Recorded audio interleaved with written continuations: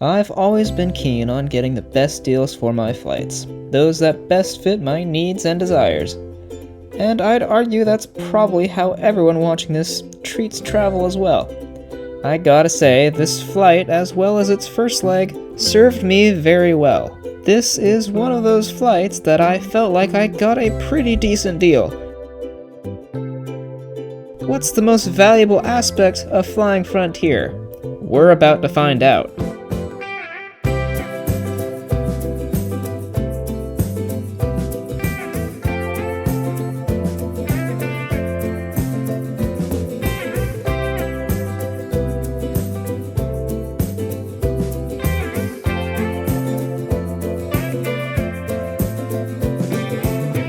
It's currently the fairly late hour of 10:15 p.m., where at this point, it's past some people's bedtimes. But for me, this happens to be the start of my trip on board a not-so-new Airbus A320NEO. That's right, today we have the task of venturing on registration N322FR, an 8-year-old aircraft delivered to Frontier back in the dawn of the ages, that is, December of 2017. With Captain the Puffin on the tail, it's time we climb aboard this workhorse of an aircraft featuring a luxurious 186 Recaro SL3710 lightweight slimline seats in a single cabin configuration. My seat today has just 28 inches of pitch, 18 inches of width, and an absolutely no amount of recline. The seat is rock hard with a cringy little tray that, to this day, nobody has found a purpose for because it's so small, no adjustable headrest or footrest, and armrests that are better suited as an equivalent to a bathtub handle. It's skinny, it's small, and trying to put your elbow on it makes you want to die. All in all, a solid hard product. We are getting a move on now from this ground level gate in Denver, and what better time for me to beg you and plead you to support me. I make videos about really good and really bad flight experiences. Sometimes it's for fun, sometimes it's not. Let's just be real though, you and I both know you didn't click this by accident and lasted this long, so just let the temptation get the best of you and like and subscribe to the channel. If you don't like this video, I have over 100 videos. I'm sure you'll find something. I also post on Instagram. That's linked all the way down below. I promise you, I really did try to film the interesting parts of this flight. Unfortunately, this flight is flying at the darkest hours of the night, and unlike the highway, the sky does not have streetlights. So in case it's unclear, we are taxiing off to the runway where we will make our way to the heart and soul of Arizona.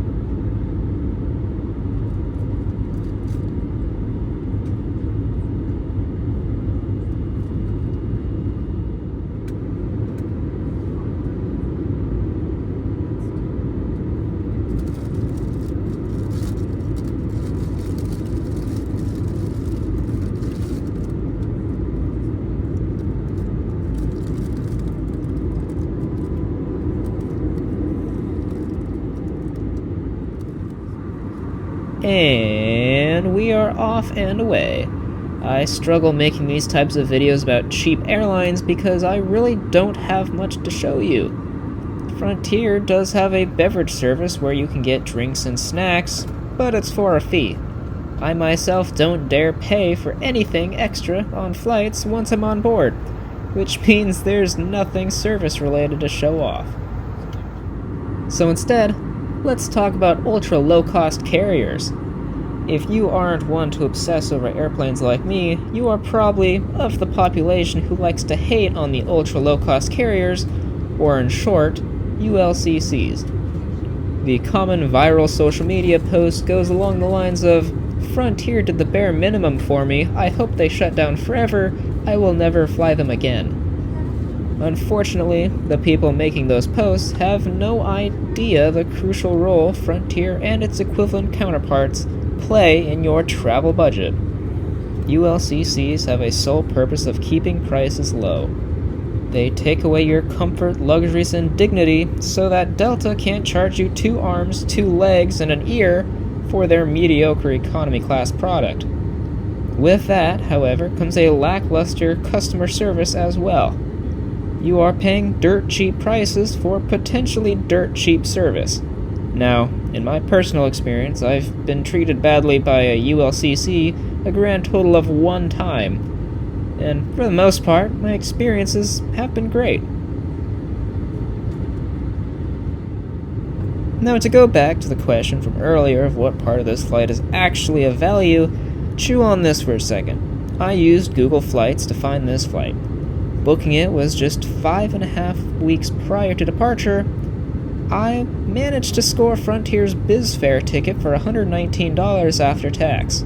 This special BizFare, which acts as Frontier's travel agency and business fare for economy, has since been suspended back in May of 2025 and renamed as far as I can tell.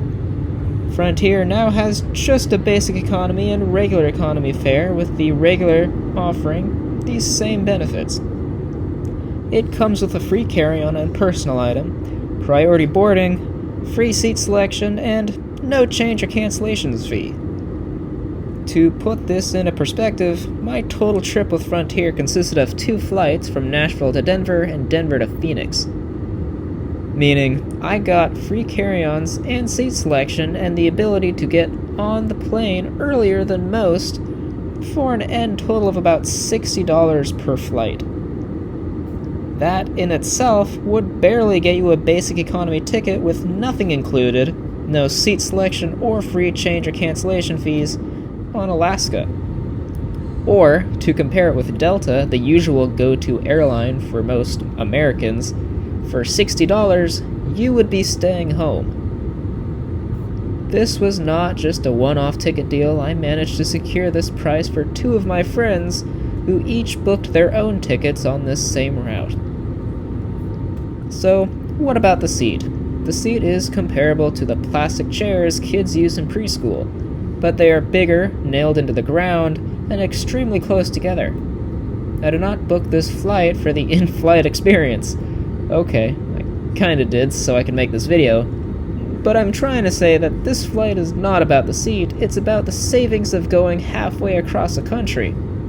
It's important to note that this aircraft does not come with Wi-Fi or power outlets, so make sure you are fully charged and downloaded before you get to your seat. At the end of the day, this trip was absolutely worth it for the price. The most valuable thing you can get out of an airline like Frontier is the price, convenience, and ability to spend more on your adventures rather than your transit. It is important to be aware, though, that Frontier prices their flights the same way as every other airline. If you've ever booked anything ever, you know that dynamic pricing is the root of all evil from a customer's perspective. The airline prices based off of demand and stats rather than offering decent prices all the time. This means that Frontier does sell economy tickets for as high as $350 one way on routes that barely surpass 90 minutes in length. Just like any airline, in order to get proper value out of your Frontier ticket, you must do your homework. I always use Google Flights. This video is not sponsored, but it offers you the best prices available from a multitude of airlines and websites.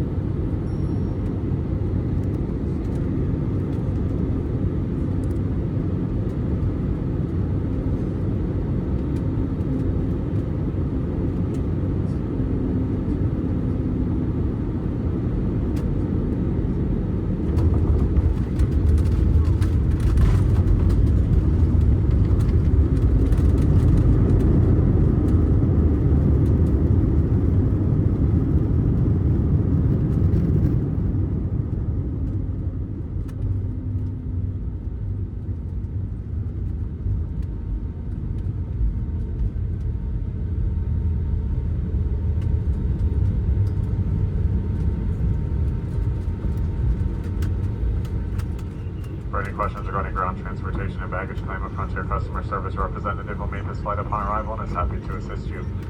For those needing special assistance, such as a wheelchair, we ask you remain seated until the majority of the passengers exit the aircraft, as this will allow us to better assist you. If you're just visiting, we wish you a pleasant stay. For those who live in the area, welcome home. Thanks again for flying Frontier Airlines, and have a great night. Welcome to the only city that has banned male mulberry trees. It's Phoenix, Arizona.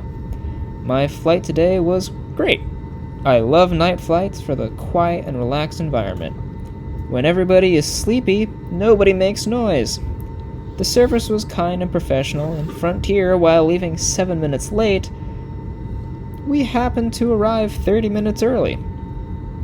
I'd give this flight a solid 7.5 out of 10. Based off a comparison of other ULCCs like Spirit Airlines, Frontier lacks in the Wi-Fi department, but offers a much superior route network. I'd still recommend this flight if you can get a good deal on it. It's safe to say that I will never recommend a ULCC flight if it's too expensive. If you enjoyed this flight, be sure to like and subscribe to the channel to become a part of the vastly growing legitimate aviation community. And be sure to come back next time for another episode of Burning Miles and a never-before-seen airline on the channel. Until then, thanks for watching.